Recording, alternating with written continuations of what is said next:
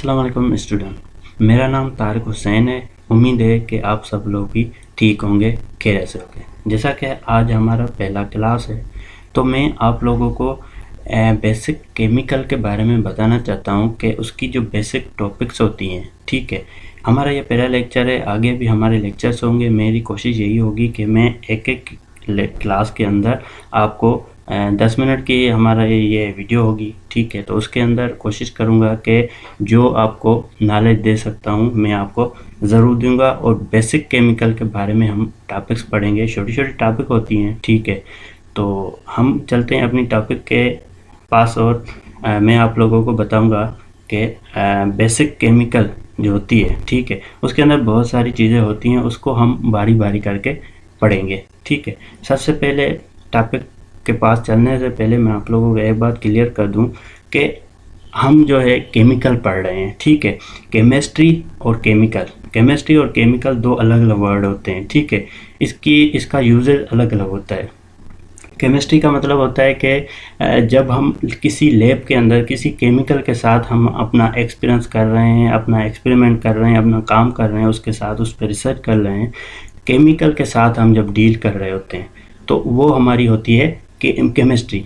ठीक है, और जब उसी केमिकल रिएक्शंस को, उसी चीज़ों को हम जब बड़े स्केल पे लेके जाते हैं, ठीक है, किसी इंडस्ट्री के अंदर उसको हम प्रिपेयर करते हैं, उसके साथ प्रोसेस करते हैं, तो वहाँ पे जो वर्ड होता है वो केमिकल का यूज़ होता है। ठीक है, तो ये एक बेसिक डिफरेंस होता है केमिस्ट्री और केमिकल का, तो ये आप लोगों को क्लियर होना चाहिए। ठीक है, अब हम चलते हैं अपनी टॉपिक के पास और हमारी आज की जो टॉपिक है वो है स्टेट्स ऑफ मैटर।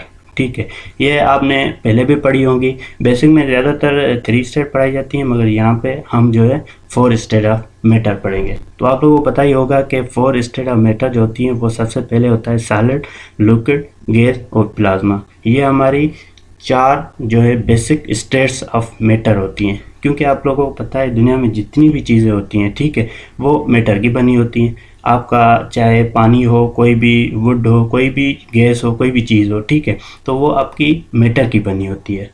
तो उसको हमने डिफ्रेंशिएट किया हुआ है कि सॉलिड हम किसको कहेंगे, लिक्विड किसको कहेंगे, गैस किसको कहेंगे या प्लाज्मा किसको कहेंगे। ठीक है, तो हम आगे चलते हैं, उसको देखेंगे कि हमने इन 4 स्टेट्स को किस तरीके से डिफ्रेंशिएट किया है, कौन कौन सी चीज़ें लेके हमने इनको डिफ्रेंशिएट किया हुआ है।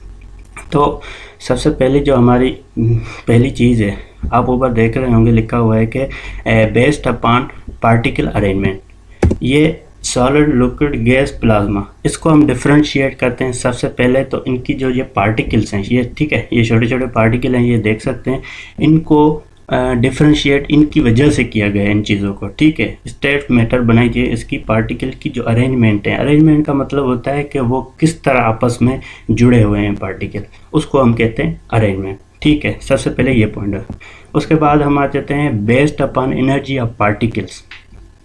जो ये छोटे छोटे पार्टिकल हैं, ठीक है, सबसे पहले हमने देख लिया कि इसकी अरेंजमेंट कैसी है। उसके बाद हम देखेंगे कि इसके पास जो एनर्जी है, ठीक है, वो किसके पास कितनी है। जो सॉलिड के पार्टिकल्स हैं, ठीक है, उसके पास कितनी एनर्जी है, लिक्विड के पार्टिकल्स हैं उसके पास कितनी एनर्जी है, गैस के पास और प्लाज्मा के पास कितनी है। दूसरी चीज़ ये हो गई।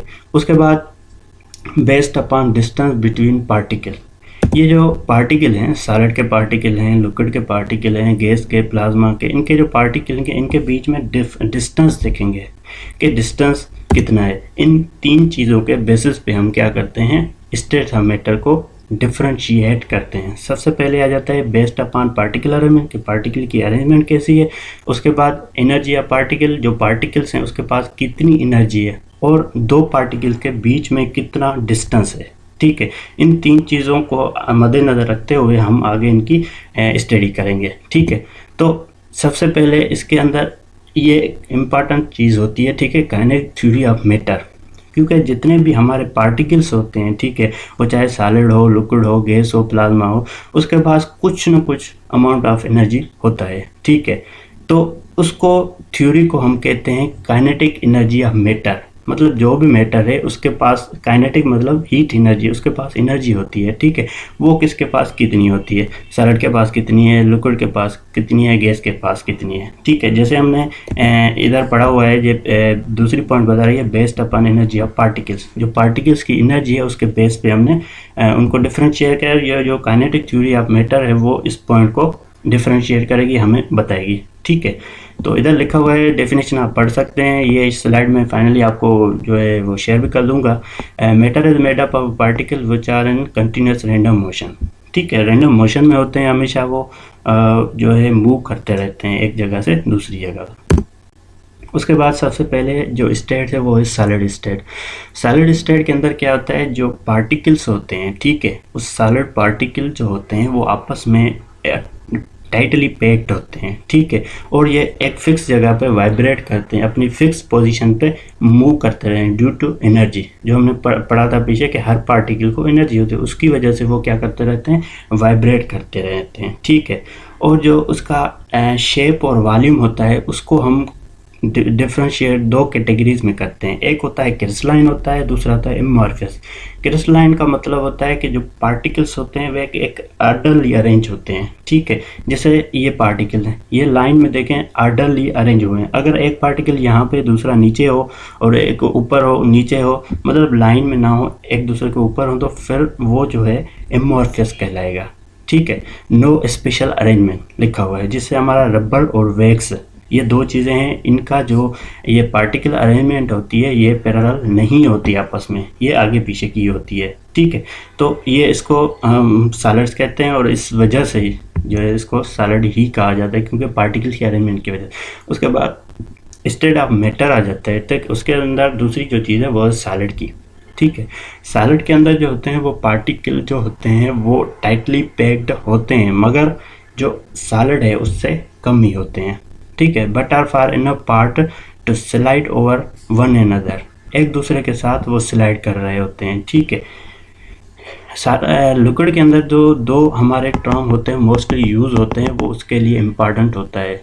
लिक्विड फेज को समझने के लिए हमें क्या करना पड़ेगा, सबसे पहले सरफेस टेंशन, ठीक है, उसके बाद विस्कोसिटी, ये दोनों चीज़ों को समझना होगा। सरफेस टेंशन, सरफेस का मतलब होता है कि जो वाटर सरफेस होता है या कोई भी लिक्विड है उसके सरफेस के ऊपर जो टेंशन होता है, टेंशन मतलब फोर्स होता है, अट्रैक्शन होता है, उसको हम क्या कहते हैं, सरफेस टेंशन।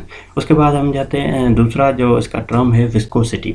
विस्कोसिटी का मतलब होता है जब लेयर आपस में मूव करते हैं, ठीक है, आपस में स्लाइड करते हैं, तो इनके बीच में जो फ्रिक्शन पैदा होता है, ठीक है, उसको हम विस्कोसिटी कहते हैं। ये समझ में गया, ठीक है। उसके बाद गैसेस के पास आ जाते हैं कि गैसेस जो हैं वो भी एक पार्टिकल होते हैं, ठीक है, उसकी ना कोई अरेंजमेंट होती है ना कोई टाइटली पैक्ड होते हैं, एक दूसरे के दूर दूर होते हैं, ठीक है। तो उनका ना कोई शेप होता है ना कोई स्पेसिफिक वॉल्यूम होता है। उसको जिस एरिया के अंदर आपको छोड़ेंगे, जिस बर्तन के अंदर किसी चीज़ के अंदर छोड़ेंगे, तो वो वही पूरी जगह अपनी जो है वो कवर कर लेगा, ठीक है। इसमें गैसेस को समझने के लिए जो हमारे पास बेसिक टर्मिनोलॉजी यूज़ होती है वो होता है प्रेशर, क्योंकि जब आप गैसेस की आगे चल के स्टडी करेंगे तो प्रेशर जो होता है उसका बहुत ज़्यादा यूज़ होता है गैसेस के अंदर, ठीक है। Force exerted on a given area of surface, ठीक है, इसका जो यूनिट होता है प्रेशर का PSI, force per unit area, उसको हम क्या कहते हैं, उसको कहते हैं प्रेशर, ठीक है। ये हो गई गैस। उसके बाद प्लाज्मा, प्लाज्मा जो है वो फोर्थ स्टेट ऑफ मैटर है। प्लाज्मा के अंदर जब किसी भी स्टेट के जो पार्टिकल्स हैं, ठीक है, वो जो पार्टिकल्स हैं उसके ऊपर चार्ज आ जाती है, उसके ऊपर पॉजिटिव चार्ज आ जाए, नेगेटिव चार्ज आए, उसको हम आयंस कहते हैं। आयंस तब होते हैं जब इलेक्ट्रॉन जो एटम है वो अपने इलेक्ट्रॉन दे दे या किसी से एक इलेक्ट्रॉन ले ले, ठीक है। इलेक्ट्रॉन ले लेगा तो उसके ऊपर नेगेटिव चार्ज आएगा, अगर इलेक्ट्रॉन किसी को दे दिया तो उसके ऊपर और पॉजिटिव चार्ज आए, वो आयन बन जाते हैं, ठीक है। उसका एक मिक्सचर होता है, उसको हम कहते हैं प्लाज्मा, ठीक है। प्लाज्मा को हम आगे चल के थोड़ा सा इसको मज़ीद समझेंगे, हो सकता है आपको यहाँ पे कम समझ में, आगे समझ में आ जाएगा। तो ये यहाँ पे एक बहुत इंपॉर्टेंट चीज़ है, समझने वाली चीज़ है कि स्टेट ऑफ मैटर, मैटर की जो 4 स्टेट हमने पढ़ी, सॉलिड, लिक्विड, गैस, प्लाज्मा, ठीक है। सॉलिड स्टेट जो होती है उसके पार्टिकल सब जो तीनों स्टेट्स हैं उससे ज़्यादा क्लोजली टाइटली पैक्ड होते हैं। सब क्या हम क्या करते हैं, सॉलिड को जब थोड़ी सी हीट करेंगे, लिखा हुआ है ऐड हीट, थोड़ी सी हमने हीट ऐड की तो वो लिक्विड बन जाएगा। क्यों? क्योंकि जो लिक्विड के पार्टिकल हों उसके बीच में जो फोर्स ऑफ अट्रैक्शन है वो कम होता है। हमने हीट ऐड करके इसके अंदर जो पार्टिकल्स का आपस में जो अट्रैक्शन फोर्स था उसको कम कर दिया और लिक्विड में वो कन्वर्ट हो गए। ठीक है, जब हम लिक्विड को और गैस देंगे और एनर्जी देंगे तो वो क्या हो जाते हैं, वो हमारे गैसेस में कन्वर्ट हो जाते हैं। वो मॉलिक्यूल हमारे वो और दूर चले जाएंगे। ठीक है, क्योंकि सॉलिड के सबसे ज़्यादा करीब होते हैं, लिक्विड के थोड़े से करीब होते हैं। फोर्स ऑफ अट्रैक्शन इसमें सबसे ज़्यादा होती है सॉलिड में, लिक्विड में सबसे मतलब बीच वाले होती है, और गैसेस में कम होती है, प्लाज्मा में सबसे कम होती है। जैसे जैसे हम इन 4 फेजेस में एनर्जी ऐड करते जाएंगे तो हमारी ये स्टेट जो है वो आ जाएगी, प्लाज्मा पे पहुंच जाते हैं। ठीक है, तो ये चीज़ समझने वाली है कि एनर्जी ऐड करने से, कोई भी एग्जांपल आप उठा लें, जैसे वाटर को हम हीट कर रहे हैं तो वो वाटर किस में कन्वर्ट हो जाए, गैसेस में, जिसको वेपर्स होते हैं, बॉइलिंग पॉइंट जब पहुंच जाती है तो वेपर बन जाते हैं। तो क्या हो गया, लिक्विड हमारा गैसेस, हमने बॉयल किया मतलब क्या किया, उसको हीट दे दी। कोई भी सॉलिड होता है उसको हम जैसे आइस का कोई भी टुकड़ा ले लें, उसको आप हीट कर देंगे तो वो लिक्विड में आ जाएगा। ठीक है, तो आगे चलते हैं। तो ये हमारे कुछ एग्जांपल्स हैं जो आपको समझने में हेल्प करेंगे। Some places where plasma are found, बहुत सारी जगह है यहाँ पे आप फ्लेम की सूरत में, आग की सूरत में आप उसको प्लाज्मा को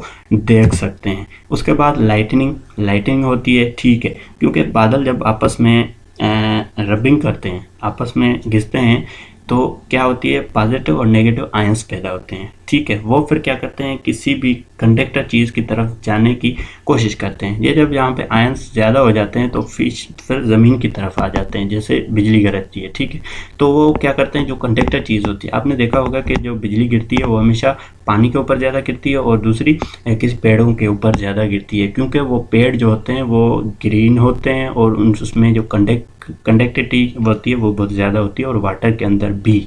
तो इसीलिए ज़्यादातर जो है ना बिजली वहाँ पे गिरती है। ठीक है, तो ये बादल के घिसने की वजह से, आपस में रबिंग की वजह से क्या होती है, चार्जेस पैदा होती हैं। वो चार्जेस फिर क्या करती हैं, कंडक्टर की तरफ जाना चाहती हैं, तो वो उसको ज़मीन कंडक्टर होता है करीब, तो उसकी तरफ आना शुरू होती है, तो उसकी वजह से ये बिजली बनती है। इसको हम कहते हैं लाइटनिंग।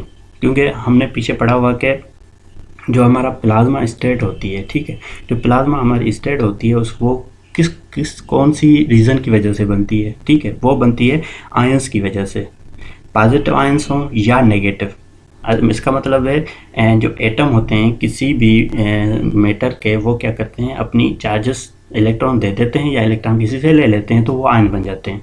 तो उसकी वजह से ये लाइटनिंग, ये प्लाज्मा को समझने के लिए एक बेस्ट एग्जांपल है ये लाइटनिंग।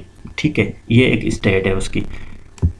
उसके बाद जो नादरन लाइट्स होती हैं, ठीक है, हमारे पोल्स होते हैं, साउथ पोल और नॉर्थ पोल होता है, तो वहाँ से एक लाइट होती है। ठीक है, इस किस्म की आप देख सकते हैं। ठीक है, तो वहाँ पे क्या होता है, इस लाइट जो होती है वो प्लाज्मा होती है। ठीक है, ये चार्जेस की बनी होती है, इस पर पॉजिटिव और नेगेटिव आयंस की मिक्सचर होता है।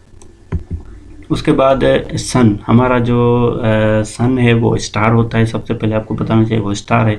सन जो होता है वो स्टार होता है, वो कभी भी क्या कहते हैं, प्लेनेट नहीं होता, वो प्लेनेट नहीं, वो स्टार है। ये भी हमारा एक बेस्ट एग्जांपल है जो है, क्योंकि हमने पीछे देखा हुआ कि फिगर में कि जो फायर होती है, फ्लेम जो होता है उसको हम क्या कहते हैं, वो बेस्ट एग्जांपल है किसका, प्लाज्मा का। तो यहाँ पे सूरज के अंदर क्या होती हैं, आग होती हैं, आग के बड़े बड़े गोले होते हैं, तो उसको हम बेस्ट एग्जांपल मान सकते हैं कि ये सन जो है, सिज जो है सन, वो प्लाज्मा का एक बेस्ट एग्जांपल हो सकता है। थैंक यू, शुक्रिया। आज दूसरी कोई टॉपिक हम जो है मज़ीद आगे लेक्चर्स में कवर करेंगे, उसको फ़िलहाल के लिए इतना ही। थैंक यू, शुक्रिया।